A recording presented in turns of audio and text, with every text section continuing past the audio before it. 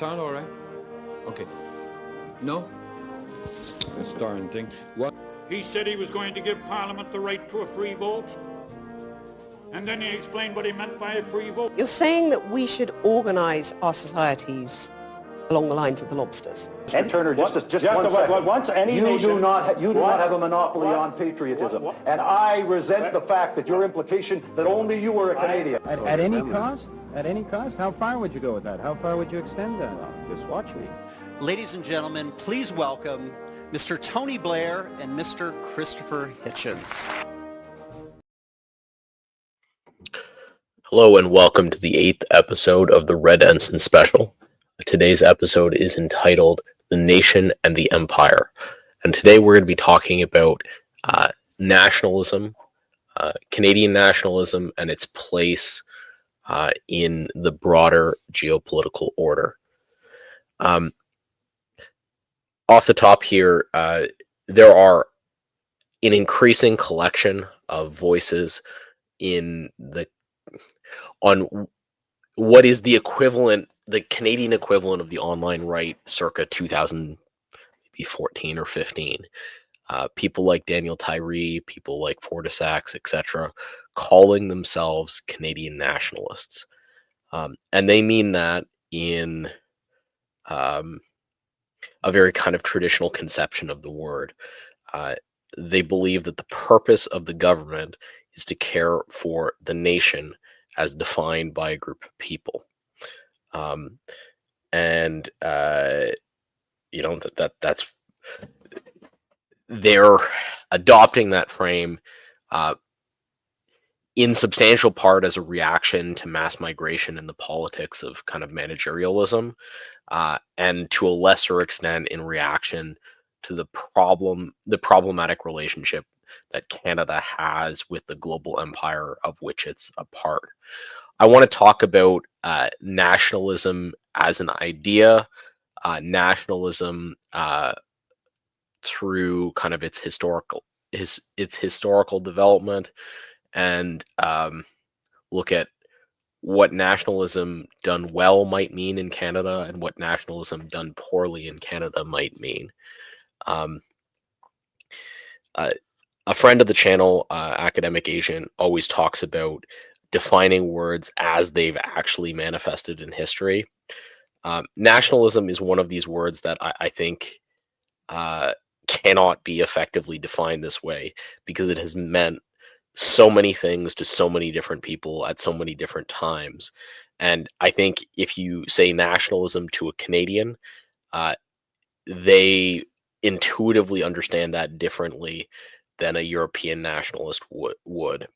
So in Canada, we have things like Quebec nationalism and Alberta nationalism, as well as Canadian nationalism, that are completely in conflict with one another. There's no world in which Alberta nationalism and Canadian nationalism coexist, and Canadian nationalism and Quebec nationalism have a history of conflict with one another, because one views the nation, the people of Quebec, as paramount, and the other views the people of Quebec as part of a broader Canadian nation. And so I actually think that Canadians have a more intuitively nuanced understanding of this word than most people outside the country would have. And I think we can use that intuitively deeper understanding to appreciate nationalism done well and nationalism done poorly, and what nationalism done well in the current context of Canada might be. Nima Parvini, in his series Nima Parvini versus the Online Right, has taken on nationalism in a similar way as part of his series of videos attacking ideas on the online right that he disagrees with. We're not going to look at this video because I think the arguments here are convincing and straightforward. And the arguments here are very simple. There has always been a tension in world history between the national unit, the ethnic national unit, and the imperial unit, right?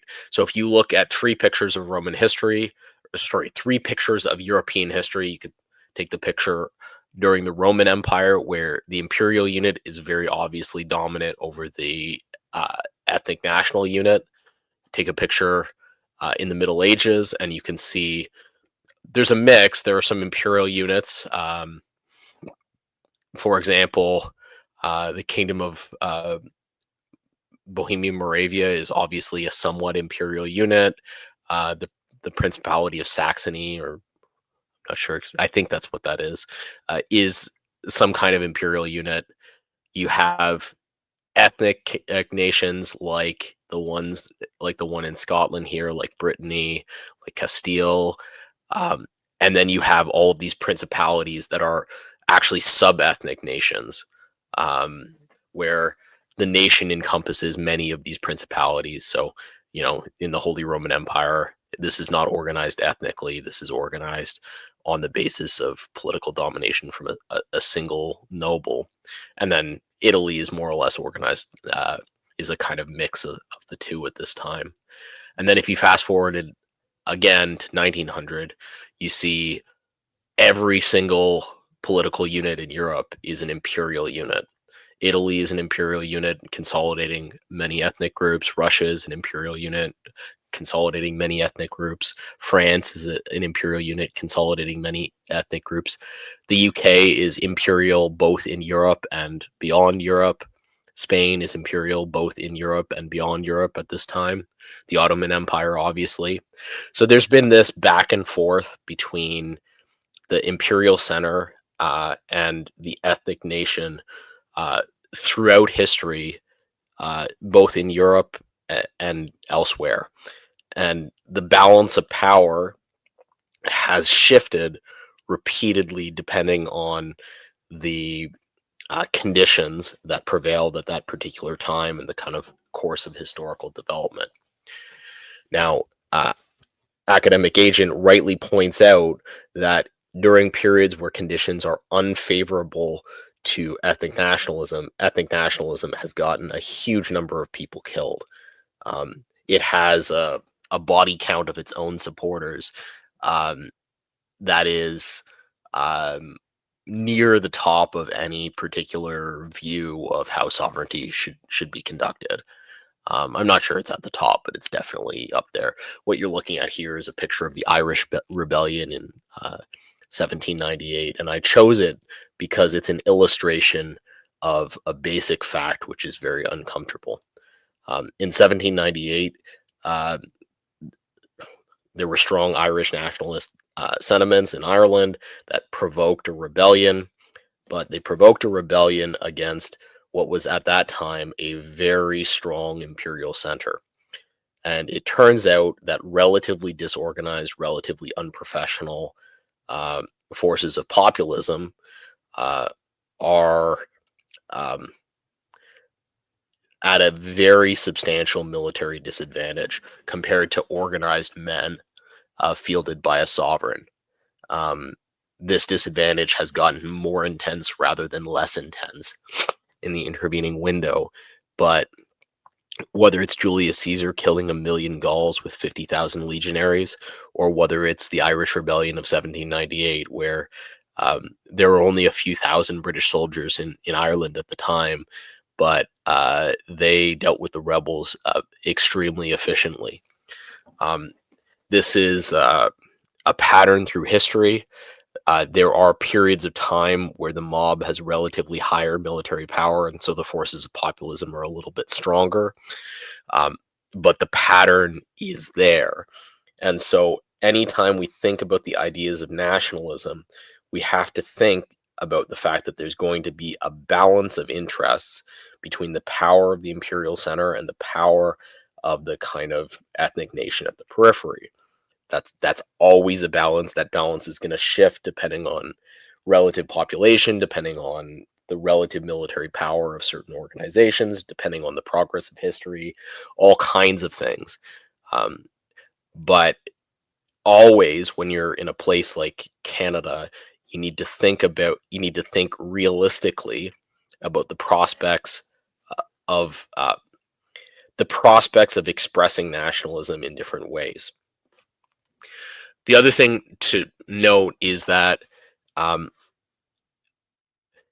forces of nationalism are often populist forces as opposed to the elitist interests associated with empire. I've been hammering this image to try to drive home to Canadians that the interests of their elite class are inextricably and deeply tied up with the American empire, right? So you might think that it is in Canada's interests, solus populi suprema lex, to become more independent from the American empire, to exert some economic independence, to start to organize stability at the level of the national unit in preparation for further decline in the American empire, and to kind of secure a future for us. But the Canadian elite are still overwhelmingly tied economically and socially into this hierarchy centered in the United States. And so it's going to be very, very difficult to overcome that set of interests,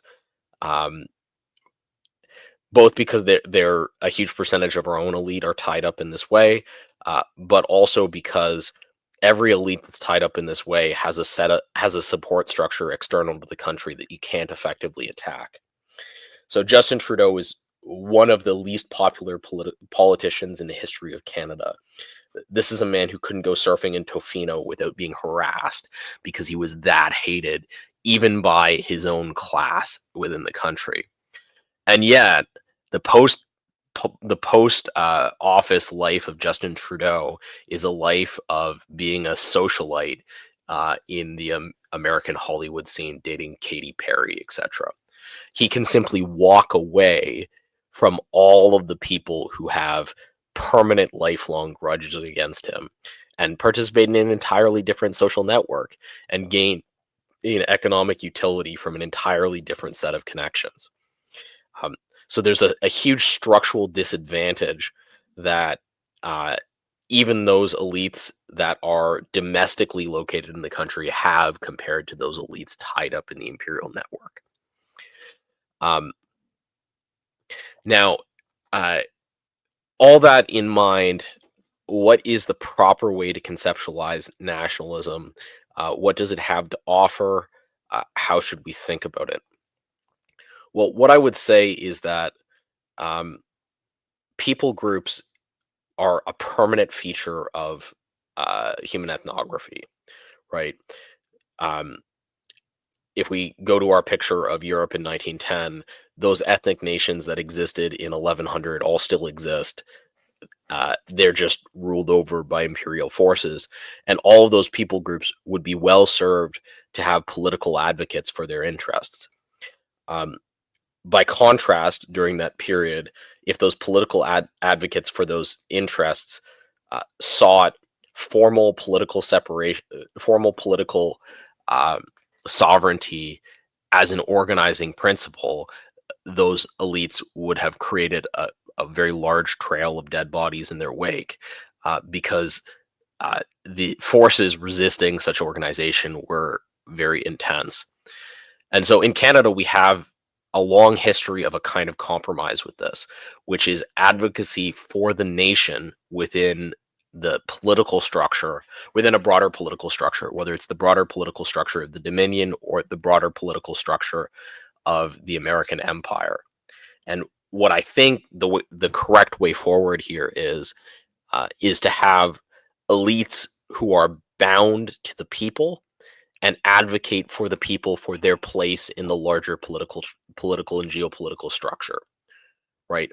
What we want to get to is we want to get to elites who have their interests tied up with the people groups that they represent, who can then advocate for the interests of those people groups at the higher level of sovereign, at the higher level of geopolitical organization, whether that higher level of geopolitical organization is Canada as a nation state, or whether it's the American empire as a broader collection of nation states.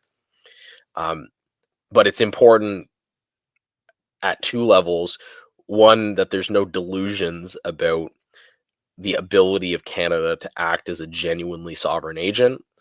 And second, that there's no delusions about maintaining the fidelity of the elite class to the people whom they're supposed to represent internationally. So right now we have both problems. We have an elite that's kind of delusional about we have a problem where we have an elite which is kind of delusional about the place they play in the broader American imperial structure. But we also have a problem where that elite is not strongly bonded to the people whom they're supposed to represent. And I think these are the two problems that Canadian nationalists, however you want to define that word, are going to have to overcome. And they're going to have to overcome it with creative solutions for binding elites to their people, but also with clear-eyed, sober vision as to how to best steward the people through this period. So that's kind of all I had to say about this topic. I think nationalism, conceptualized as elites representing the nation of which they're a part, to which they're bound deeply, is a good political structure, as long as that political structure recognizes its limitations, and as long as those elites are both clear-eyed and realist, and irrevocably bound to the people that gave them that elite position to begin with. Thank you very much. I hope you enjoyed the video. I hope you learned something, and I hope we're able to make a great future for ourselves and our fellow Canadians. Canada originally was put together by two groups of people who didn't have much in common but didn't want to be American. The line just popped into my head. A bunch of the boys was a-whooping it up. And there I got my start. We have had a flag. Flags can be changed. But flags cannot be imposed, the sacred symbols of a people's hopes and aspirations, by the simple, capricious, personal choice of a Prime Minister of Canada. I have watched this country for half of my life from abroad, and we have turned complacency into just that, a national sport. I am resolutely opposed to all innovation, all change, but I am determined to understand what's happening. I don't choose just to sit and let the juggernaut roll over me.